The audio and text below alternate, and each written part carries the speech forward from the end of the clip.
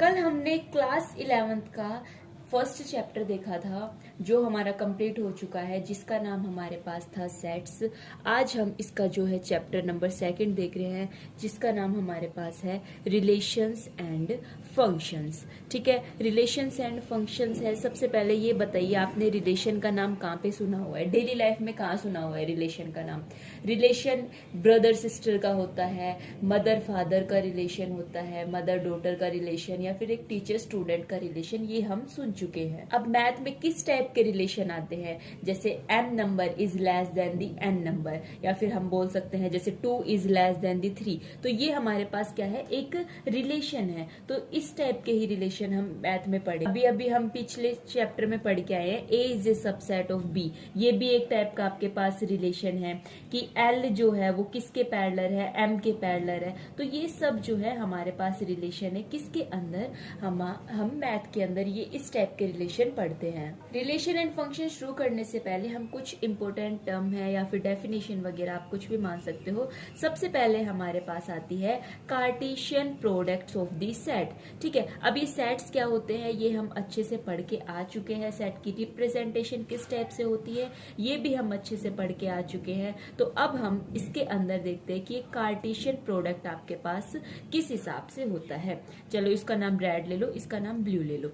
ए set है, उसके अंदर 2 एलिमेंट है हमारे पास, और बी सेट है, उसके पास एलिमेंट है बी सी एस। आप कुछ भी मान सकते हो। तो हमने इस टाइप के एलिमेंट लिए।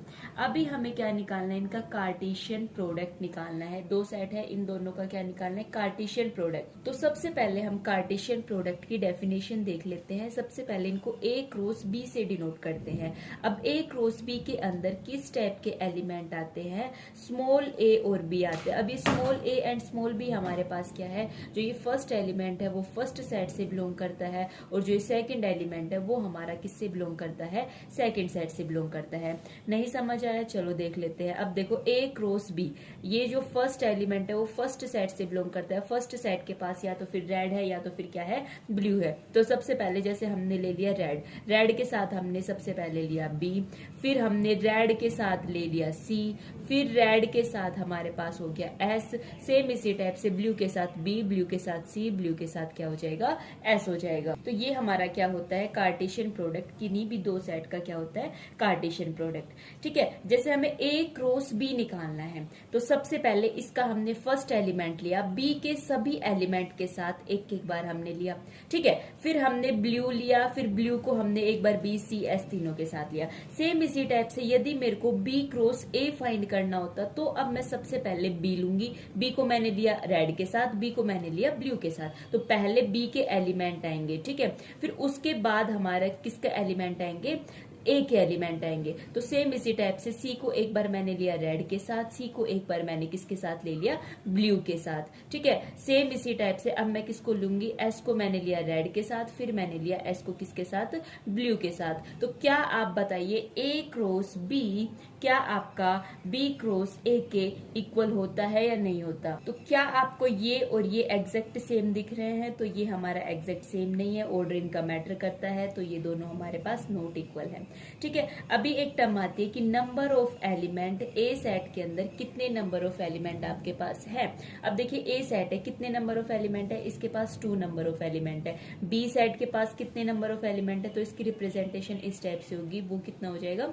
3 हो जाएगा। अब number of element A cross B, A cross B के पास आप देख लीजिए 1 2 3 4 5 6, ये कितने हो जाएंगे? 6 हो जाएंगे। अब देखो, ए क्रॉस बी के अंदर जो एलिमेंट आएगा वो तो ये ऑर्डर्ड फॉर्म का आएगा ना, ये ऑर्डर्ड फॉर्म बोलते हैं इसको, ये ऑर्डर्ड फॉर्म का आएगा। तो ये कितने हो गए? 6 हो गए। अब देखो, ये ऑर्डर्ड पेयर है, जैसे ए बी, ये हमारे पास क्या है? एक ऑर्डर्ड पेयर है। कह रहा है कि जो 2 ऑर्डर्ड पेयर है वो आपके पास, जैसे मान लीजिए कि आपने इन दोनों ऑर्डर्ड पेयर को इक्वल कर दिया। इसका मतलब है ये फर्स्ट एलिमेंट के इक्वल हुआ, ये सेकंड एलिमेंट के इक्वल हुआ। यदि आप ऐसे बोल रहे हो ना ये दोनों इक्वल है, तो उसके बाद हम कह सकते हैं कि ए की वैल्यू 1 है और बी की वैल्यू कितनी हो जाएगी? 2। अब देखो, यदि आपके ए सेट के अंदर एलिमेंट कितने हैं? 2 है। बी सेट के अंदर एलिमेंट कितने हैं? 3 है। यदि आपको डायरेक्ट फाइंड करना है ए क्रॉस बी के अंदर कितने एलिमेंट हो जाएंगे, तो वो इन दोनों का प्रोडक्ट हो जाएगा, जो किसके इक्वल हो जाएगा? Number of element A into number of element B. अब देखो, यहाँ पे भी ये क्या आ गया 6 आ गया, तो इसका एग्जाम्पल हो गया। आपके पास जो थर्ड पॉइंट है वो किस हिसाब से है कि जैसे मान लीजिए नंबर ऑफ एलिमेंट ए के अंदर इनफाइनाइट आ गए, ठीक है। हो सकता है बी के अंदर जो एलिमेंट है वो आपके पास फाइनाइट भी हो सकते हैं या इनफाइनाइट भी हो सकते हैं। जब जो इसके बाद जो नंबर ऑफ एलिमेंट होंगे ए क्रॉस बी के अंदर, इनके कार्टेशियन प्रोडक्ट के अंदर, वो इनफाइनाइट होंगे, ठीक है। क्या मतलब हुआ, दोनों सेट में से कोई भी एक सेट के अंदर यदि इनफाइनाइट नंबर ऑफ एलिमेंट है तो इसके कार्टेशियन प्रोडक्ट में भी इनफाइनाइट नंबर ऑफ एलिमेंट होंगे। अब एक टर्म हमारे पास आती है जिसको हम बोलते हैं ऑर्डर्ड ट्रिपलेट। अब ये ऑर्डर्ड ट्रिपलेट हमारे पास क्या होती है, मान लीजिए ए कोई भी एक सेट है, उसके पास, चलो इस टाइप से समझते हैं कि ए क्रॉस ए, ठीक है। 3 बार ए सेट का कोई भी एग्जांपल ले लीजिए, ए के अंदर कोई भी एलिमेंट हो सकते हैं, ये ए का 3 बार हमने क्या ले लिया, कार्टेशियन प्रोडक्ट ले लिया। इसका मतलब क्या हुआ, इसके अंदर कुछ कुछ इस टाइप से एलिमेंट आएंगे।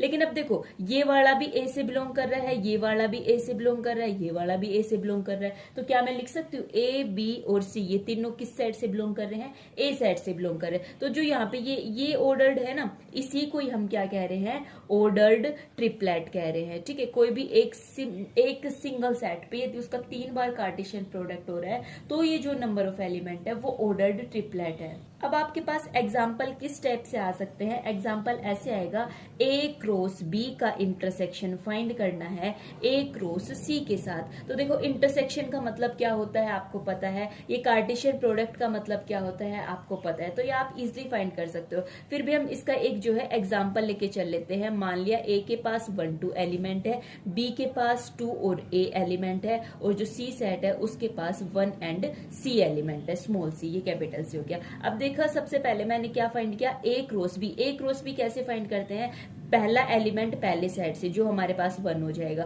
फिर बी के साथ फाइंड करना है तो ये 2 आ जाएगा, फिर पहला एलिमेंट बी के दूसरे एलिमेंट के साथ, फिर इसका दूसरा एलिमेंट बी के पहले एलिमेंट के साथ जो कि हमारे पास 2 है, फिर इसका दूसरा एलिमेंट किसके, बी के किसके एलिमेंट के साथ, दूसरे एलिमेंट के साथ, ठीक है। ए क्रॉस बी हमारे पास ये हो जाएगा। अब इसके बाद हमें दूसरा फाइंड करना है ए क्रॉस सी। अब मैंने ए क्रॉस सी फाइंड किया, ए ये रहा, सी ये रहा, तो पहला एलिमेंट इसके पहले एलिमेंट के साथ, अब पहला एलिमेंट इसके दूसरे एलिमेंट के साथ, अब दूसरा एलिमेंट इसके पहले एलिमेंट के साथ, फिर दूसरा एलिमेंट किसके साथ हो जाएगा, इसके दूसरे एलिमेंट के साथ हो जाएगा। ये आपके पास ए क्रॉस बी आ गया, ये आपके पास ए क्रॉस सी आ गया। अब देखिए इन दोनों का इंटरसेक्शन देखिए, क्या इन दोनों में आपको कुछ कॉमन दिख रहा है, इन दोनों में कुछ भी कॉमन नहीं है, तो आप यहाँ से कह सकते हैं ए क्रॉस बी का इंटरसेक्शन ए क्रॉस सी के साथ आपके पास कौन सा सेट आ जाएगा, एमपीटी सेट आ जाएगा, जो कि 5 हो जाएगा। यहाँ पे एक जो ध्यान देने की बात है, आप ये ध्यान देना, ये है 1 2, ये है 2 1,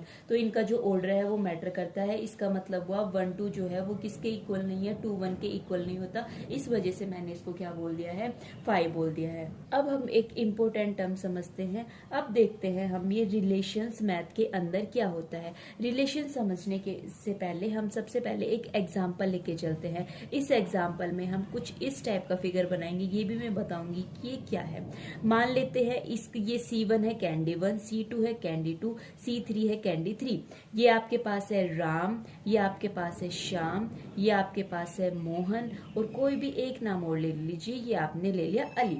अब जो है C1 कैंडी किसको पसंद है, राम को पसंद है, और C2 कैंडी श्याम को पसंद है, लेकिन जो मोहन है वो भी C2 कैंडी को ही पसंद करता है, और अली कौन सी कैंडी पसंद करता है, C3 कैंडी पसंद करता है। अब जो ये टाइप की जो रिप्रेजेंटेशन है, ये जो भी मैंने बनाया है, इसको हम क्या बोलते हैं, एरो डायग्राम बोलते हैं, कि इसको ये पसंद है, इसको ये, इस टाइप से, इसे हमने क्या बोला है, इसे हमने बोला है एरो डायग्राम बोला है। अब ये सब क्या है, ये क्या है, ये कोई भी मान लिया सेट ए है, ये कोई भी मान लिया सेट बी। जी हाँ, ये वही ए सेट है जिसे हम कुछ कुछ इस टाइप से रिप्रेजेंट करते थे कि इसके अंदर ये 3 एलिमेंट है। बी कोई भी सेट मान लिया जिसके अंदर आपके पास ये 4 एलिमेंट है। 4 एलिमेंट कौन कौन से हैं, राम श्याम मोहन, और आपके पास कौन सा है चौथा, अली है। इनका ये रिलेशन दिखाया गया कि इसको ये पसंद है, इसको ये पसंद है, इसको ये पसंद है। तो इस टाइप से ये जो रिप्रेजेंटेशन होती है, ये हैं कि डोमेन हमारे पास क्या होता है। इसके लिए हमने एग्जांपल लिया,